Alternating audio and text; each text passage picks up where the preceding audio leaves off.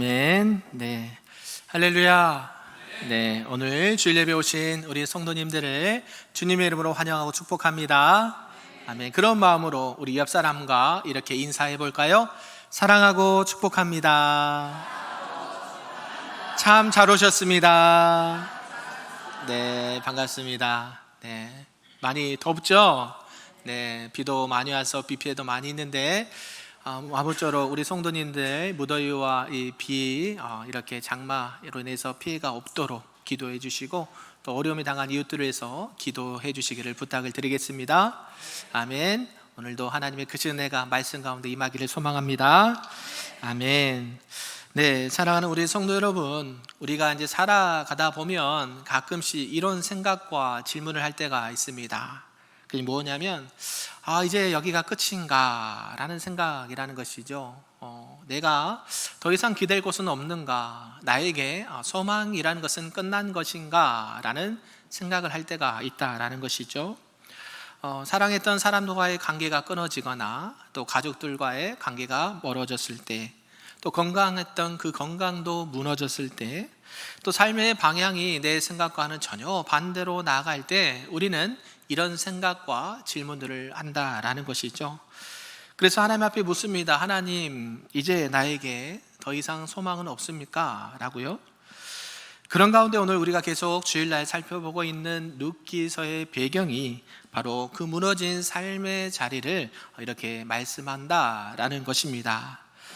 우리가 잘 알고 있듯이 이 룻은요, 모압 지방 여인이었고 이방 여인이었습니다.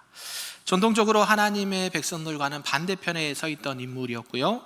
당시에 남편도 잃고 이제 홀 시어머니와 함께 이제 낯선 땅 베들레헴 땅으로 이렇게 들어온 여인이었습니다.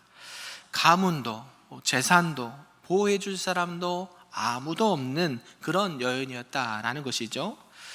그런 그 여인이 이제 어머니의 고향 땅, 하나님이 함께 하신다는 그 땅 베들레헴으로 돌아오면서 놀랍게도 하나님은 그녀와 그녀의 가문을 이렇게 회복의 자리로 초대하는 것을 보게 된다라는 것입니다.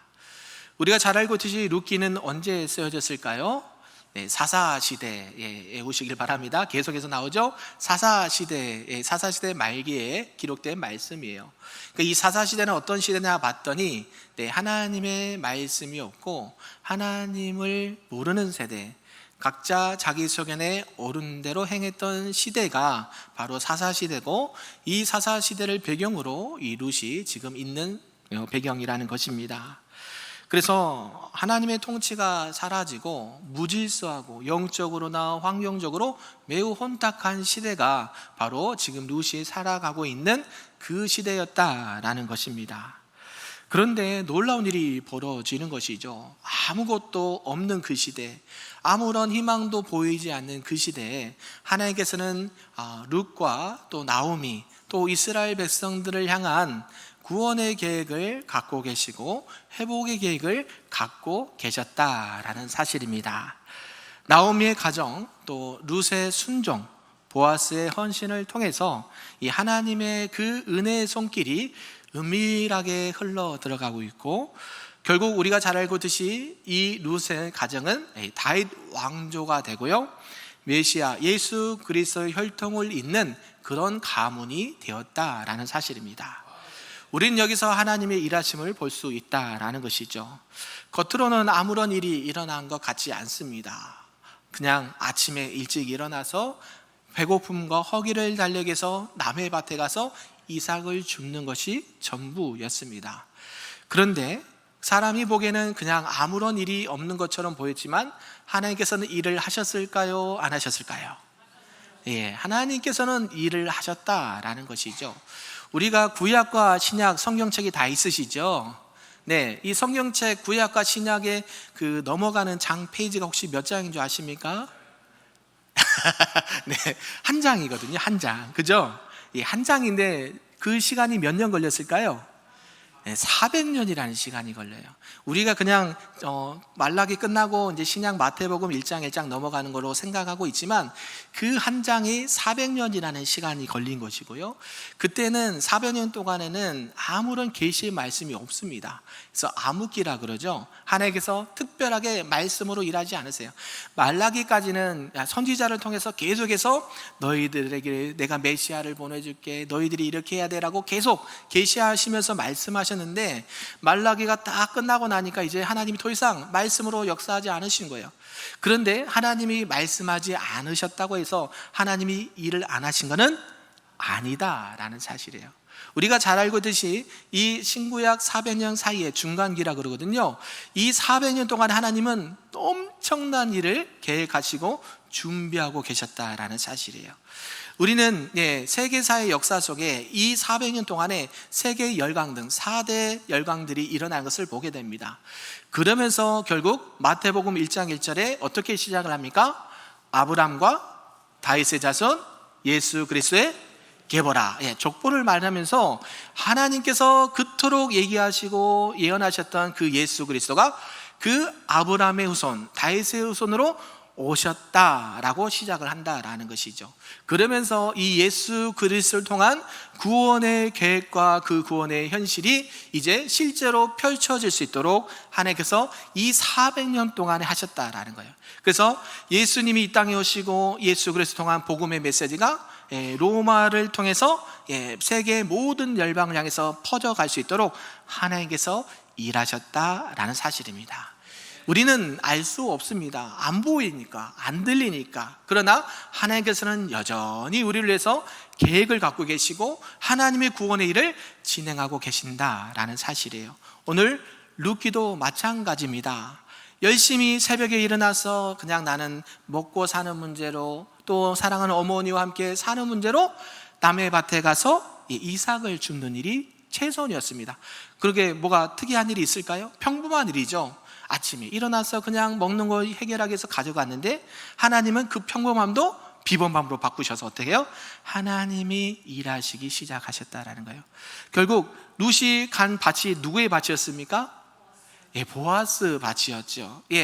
하나님께서 그 발걸음을 인도해 주셨는데 갔더니 그 밭이 보아스 밭이고, 나오미가 이 보아스가 누군지 알았어요. 이는 우리 친족이다. 그래서 이 사람이야말로 우리 가문을 기업을 물을 자다라는 것을 알고 있었다는 거예요. 하나님께서는 이 구원의 계획을 계속 펼쳐가는 것을 보게 된다라는 것이죠. 우리가 구약에 보면 호세아서가 있습니다. 선지서 중에 이 호세아서가 있는데요, 이 호세아서를 자세히 보면 우리를 향하신 하나님의 사랑이 얼마나 처절하고 따뜻한가를 알 수가 있습니다. 이때 당시에 호세아 선지자에게는 한 아내가 있었습니다. 아내 이름은 고멜이었습니다. 근데 이 고멜이요, 계속해서 남편을 떠납니다. 다른 외간 남자들과 이렇게 음란히 행하는 것을 즐겨했던 여인이라고 성경을 말해요. 그러면서 하나님은 호세아서 3장 1절에 이 호세아의 선지자에게 계속 이렇게 말씀하시는 거예요. 너는 또 가서 타인의 사랑을 받아 음녀가 된 그 여자를 사랑하라 라고요. 여러분 이해되십니까? 이해할 수 없는 부분이죠. 아무리 그가 선지자라고 해도 나를 버리고 간 그 여인을 다시 그 여인을 데려오고 사랑하라 라고 말씀하고 있다라는 것이죠. 호세아는 당시에 은 15개와 보리 한 호멜 반을 주고 고멜을 다시 데리고 옵니다. 그냥 데리고 올 수가 없는 것이었죠. 그냥 사랑하라 거기서 끝나는 것이 아니었어요. 사랑을 하려니까 대가를 지불하는 것이고요. 그것이 뭐냐면 죄악 가운데 있는 고멜을 위해 값을 지불하고 그 죄의 값을 속량하고 품는 사랑을 해야 된다라고 말씀하신 것입니다. 그녀의 잘못을 탓하기 전에 먼저 다시 찾아가서 그녀를 품는 사랑, 또 그것이 그 값을 지불하면서 그 여인을 사랑하는 사랑이 오늘 말씀의 제목처럼 기업을 물을 만한 사랑이었다라는 것이죠. 오늘 룻이 이 보아스 앞에서 이렇게 당당하게 말합니다. 당신은 우리 기업을 물을 자입니다 라고 말하는 장면이 이 호세아 선지사에서 말했던 그 아내를 사랑하라는 말씀과 비슷하다라는 것이죠.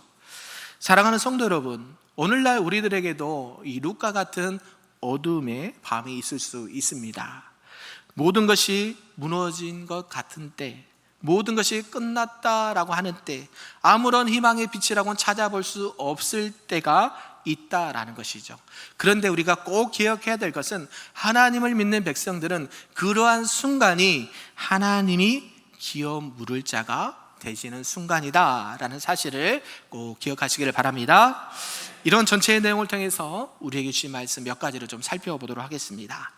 그 첫 번째는 은혜의 길로 인도하시는 하나님이다 라는 말씀이에요. 우리 조금 길지만 1절, 2절, 3절, 4절까지 말씀을 크게 읽어보겠습니다. 시작. 룻의 시어머니 나오미가 그에게 이르되, 내 딸아, 내가 너를 위하여 안식할 곳을 구하여 너를 복되게 하여야 하지 않겠느냐? 내가 함께하던 하녀들을 둔 보아스는 우리의 친족이 아니냐? 보라, 그가 오늘 밤에 타작마당에서 보리를 까불리라. 그런즉 너는 모욕하고 기름을 바르고 의복을 입고 타작마당에 내려가서 그 사람이 먹고 마시기를 다 하기까지는 그에게 보이지 말고, 그가 누울 때에 너는 그가 눕는 것을 알았다가 들어가서 그의 발치 이불을 들고 거기 누우라. 그가 내 할 일을 내게 알게 하리라 하니. 아멘. 네, 오늘 이 3장의 본문의 말씀의 시작은 어머니 나오미로부터 말을 시작합니다. 딸아, 딸이 누굴까요? 네, 룻이죠. 며느리를 딸이라고 호칭을 합니다. 내 딸아, 내가 너를 위하여 안식할 곳을 구하여 너를 복되게 하여야 하지 않겠느냐라고 말한다라는 것이죠. 이것은 단순히 시어머니가 며느리 룻을 사랑하는 마음으로 너는 이제 좋은 사람 만나서 안정되게 살아야 된다라는 것을 말한 차원이 아니다라는 것이죠. 그 말 안에는 엄청난 하나님의 의미가, 말씀의 의미가 들어있다라는 사실입니다. 그러면서 시어머니 나오미가 지금 며느리 룻에게 새로운 삶의 길을 이렇게 제안을 하고 있다라는 것이죠. 그 길은 룻이 한 번도 걸어보지 않는 길이었습니다. 여러분 같으면 그렇게 혹시 말할 수 있을까요? 저는 거의 불가능하다라고 생각합니다. 아무리 어머니라고 해도 어떻게 그런 말씀을 하실 수 있을까? 그렇게 생각할 수 있다라는 것이죠. 아니, 젊으신 분도 아니고 나이가 많으신 이 보아스 밑에 들어가서 발치를 들고 거기 들어가서 누우라. 이거는 일반적으로는 생각할 수 없는 일이죠. 밤에 몰래 타작마당에 가서 이 보아스 발치를 들고 누우라는 이 제안은요, 정말 룻의 입장에서는 낯설고 어색하고 하기 싫은 일 중에 하나가 되었다라는 것이죠. 아무리 어머니를 내가 사랑하고 어머니 말씀을 존중을 하지만 그 말씀은 도저히 못 듣겠습니다 라고 말하지 않을까요? 근데요, 룻이 이 어머니의 말씀 앞에 반응하는 것을 보게 됩니다. 룻은요, 어머니의 말씀을 듣고 내가 누구의 말대로 하겠습니까? 어머니가 말씀하신 대로 내가 그대로 다 하겠습니다 라고 룻이 얘기를 한다라는 것이죠. 왜 그렇게 룻은 이야기를 했을까요? 그것은 어머니를 온전히 신뢰했기 때문입니다. 어머니를 신뢰했다는 것은 결국 누구를 신뢰했다는 것으로 알 수가 있을까요? 어머니가 믿는 하나님이 누구의 하나님이 되길 원한다, 나의 하나님이 되길 원한다라고 이미 고백을 했기 때문에 이 룻의 이 순종하는 마음은 결국 하나님께 대한 믿음의 순종이 되었다라는 사실이에요. 오늘 이 함께 읽었던 룻기 3장은요, 룻기서 전체의 가장 전환점이 되는 말씀 부분입니다. 이전에 룻은요, 그냥 한 가난한 이방 여인이었고요, 밭에서 그냥 이삭을 줍는 그런 존재였습니다. 그런데요, 이제 3장 이후부터는 이제 적극적으로 보아스에게 다가가는 여인으로 나타납니다. 그리고 자신의 권리와 자신의 요구를 당당하게 요구하는 자리까지 나갈 수 있었다라는 것이죠. 어떻게 보면 이건 참 위험한 행동입니다. 왜요? 룻은 어느 지방 사람이에요? 모압 지방. 모압은 이방 땅, 유대인들과 상종하지 않는 그런 땅의 여인이, 유대인도 아닌 그 여인이 지금 이 유대 남자의 발꿈치를 들어서 그 잠자리를 들어간다. 쉬운 일이 아니라는 것이죠.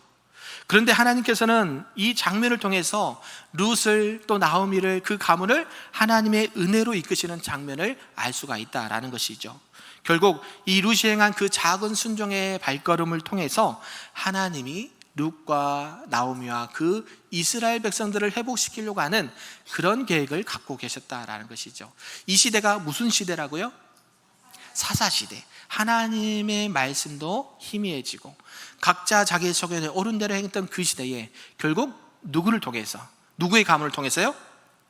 이 보아스와 룻을 통해서 본인들의 가문뿐만 아니라 어디까지 회복을 하시려고 계획하신 거예요? 이스라엘 전체를 회복하시려는 하나님의 큰 구원의 계획이 숨어 있다라는 사실입니다. 구약에 보면 이제 아브라함도 나오죠. 아브라함도요, 하나님께서 말씀하셨습니다. 고향과 친척과 아버지 집을 떠나라 라는 장면이 우리가 생각할 수 있다는 것이죠.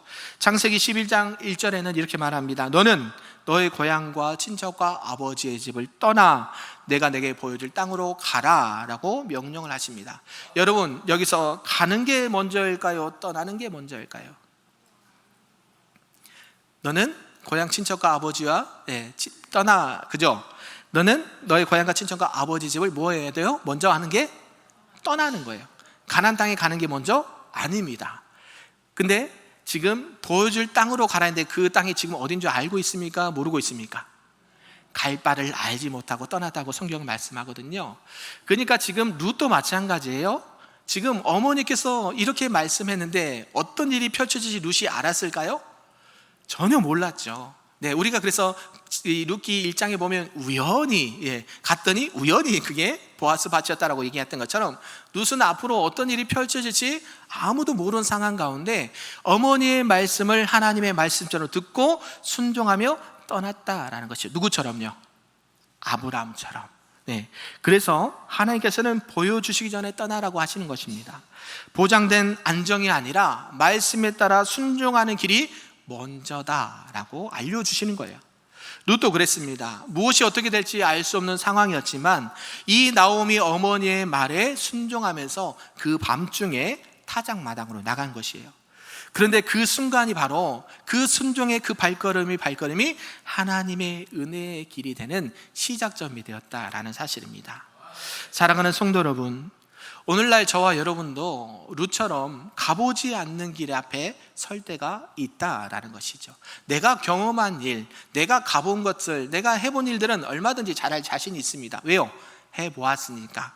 어떻게 해야 되는지 잘 알고 무엇을 피해서 가야 되는지도 알고 있습니다. 그런데 오늘 하나님께서는 때로는 우리가 알지 못한 길을 가랄 때가 있다라는 것이에요. 전혀 경험하지 못한 일들을 하게 하실 때가 있다라는 것이죠. 하나님의 일도 마찬가지입니다. 하나님께서는 하나님의 구원의 계획 속에 우리를 안내하고 계시다라는 사실을 꼭 기억하시길 바랍니다.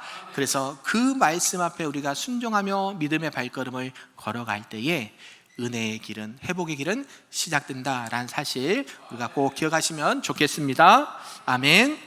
두 번째는요, 은밀한 순종과 공개된 회복을 말씀하고 있습니다. 우리 조금 길지만 5절에서 9절까지 말씀을 크게 한번 읽어보겠습니다. 시작. 룻이 시어머니에게 이르되 어머니의 말씀대로 내가 다 행하리이다 하니라. 그가 타작마당으로 내려가서 시어머니의 명령대로 다 하니라. 보아스가 먹고 마시고 마음이 즐거워가서 곡식단 더미의 끝에 눕는지라. 밤중에 그가 놀라 몸을 돌이켜 본즉 한 여인이 자기 발치에 누워 있는지라. 이르되 내가 누구냐 하니 대답하되 나는 당신의 여종 룻이오니 당신의 옷자락을 펴 당신의 여종을 덮으소서. 이는 당신이 기업을 물을 자가 됨이니이다. 아멘. 이제 룻이요, 어머니의 말씀을 듣고 그대로 순종하면서 타작마당에 나가는 일을 말씀하고 있습니다. 밤이 깊은 시간에 아무도 모르게 남들이 이해하기 어려울 만큼 조심스럽게 룻은 이 보아스의 발치에 누워서 특별한 요청을 한다라는 것이죠. 룻은 그런다 합니다. 그러면 누가 옆에서 놀랐을까요? 피곤해서 지금 자야 되는 이 상황에서 누가 놀랐을까요? 보아스가 깜짝 놀랐죠. 그죠? 아니 이게 웬일인가? 가만히 자려고 하는데 부스럭거리는 소리가 놀랐어요. 당신은 누굽니까? 도대체 누굽니까? 놀라지 않았겠어요? 그때 룻이 보아스에게 한 말이 있습니다. 뭐냐면 9절에 당신은 우리 기업을 물을 자입니다 라는 말씀한다는 거예요. 그냥 보아스님 저를 도와주세요 이것 때문에 간 건 아니라는 것이죠. 룻은 자기의 모든 처지를 내려놓고 이 가정과 자신의 삶을 회복할 수 있는 길은 누구밖에 없습니까? 보아스밖에 없습니다. 요 얘기하고 있는 거예요. 지금 우리 가문을 살리고 나를 살리고 어머니를 살릴 수 있는 사람은 누구밖에 없습니까? 보아스 당신밖에 없습니다 라고 얘기하는 거예요. 지금 어머니가 알려주었거든요. 기업 물을 자는 보아스밖에 없다. 보아스는 우리의 친족이다. 그러면서 우리 기업을 살리고 너를 살리고 우리를 구원할 자는 누구밖에 없다?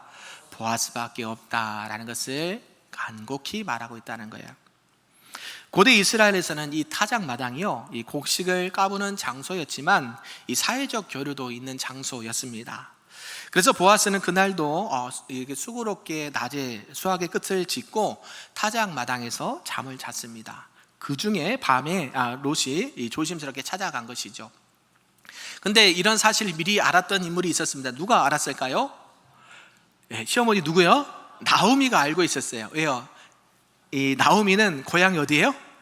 베들레헴이고, 베들레헴에서 이때쯤이면 타작을 하고 보리밭에 누워서 잠을 자는 사람들이 있다라는 것을 알고 있었다는 거예요. 그러면서 지금 룻에게 이러이러하니 보아스가 누는 자리에 조용히 들어가서 누우라라고 말을 해줬다라는 것이죠. 여기서 중요한 것이 있습니다. 룻은요, 율법적으로 아무런 그런 권리를 주장할 수 있는 여인이 아니었습니다. 그런데 하나님께서는 그에게 은혜를 베풀어 주셔서 순종을 할 수 있는 믿음으로 그를 안내해 주었다라는 것이죠. 이뿐만이 아니라 우리가 구약에 보면 에스더가 나옵니다. 여러분, 에스더 보면 이 에스더가 왕 앞에 나아가서 이렇게 간곡히 자신의 이스라엘 백성들을 구원해 달라고 요청하는 장면이 나옵니다. 그런데 이때 당시의 율법에는 왕의 명령이 없이 여인이 왕 앞에 마음대로 갈 수 있는 상황이 아니었습니다. 혹여나 잘못되면 왕이 화를 내서 그 여인이 잘못될 수도, 죽을 수도 있는 상황이었다라는 것이죠. 그런데 에스더는 뭐라고 고백을 하며 나갑니까? 죽으면 죽으리라. 우리가 잘 알고 있죠. 에스더는요, 지금 자기 목숨, 생명도 아깝지 아니하고 지금 이스라엘을 살려줄 수 있는 분은 왕밖에 없습니다. 그래서 내가 혹여나 잘못되고 죽을지언정 하나님 앞에 마음으로 그 심정한 토로하는 심정으로 왕 앞에 나가서 이스라엘 백성들을 구원해 달라고, 도와달라고 요청을 한다라는 것이죠. 이 장면이 오늘 룻이 그 타작마당에 밤에 몰래 들어가서 보아스 발밑에 들어가서 지금 보아스에게 하는 말이 이 말이에요. 당신이 우리 기업을 물을 자입니다. 당신이 우리 가문을 살릴 자입니다. 당신이 나의 구원자가 되십니다 라고 이야기를 하고 있다는 사실이에요. 믿으십니까?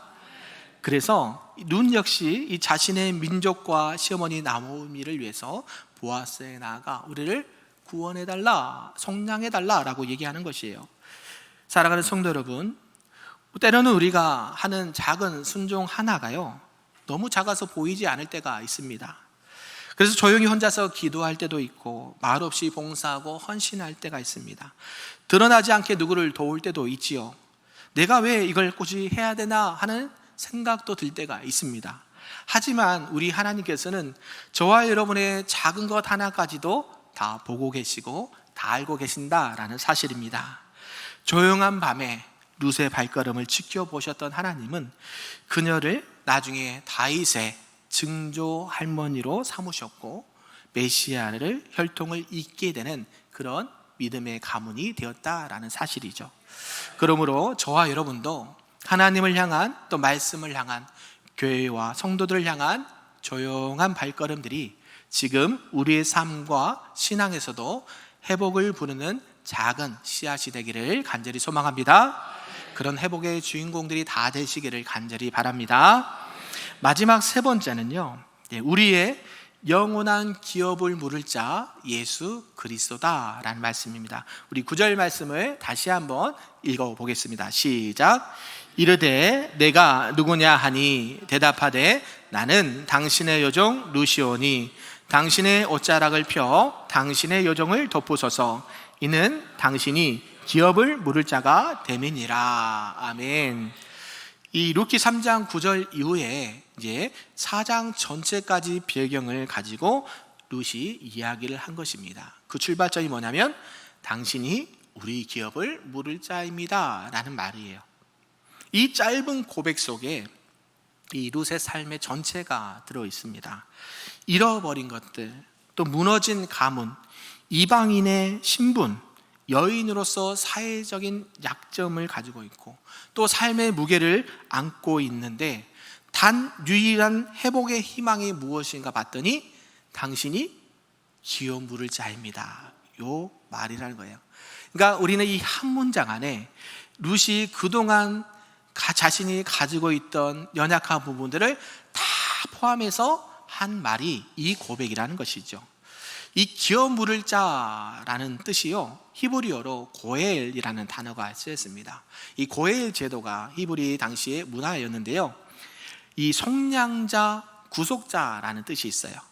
그러니까 율법에 따라서 보면 가족이나 땅이나 이름이나 또 가문이 끊기게 될 경우가 있을 때는 가장 가까운 친족이 대신할, 회복할 책임이 있는 제도가 이 고엘 제도였어요. 그러니까 나오미는 이것을 알고 있었고 룻은 모르고 있었지만 이 나오미의 말을 듣고 룻이 그대로 순종하면서 보아스에게 이 말을 건넸다라는 것이죠.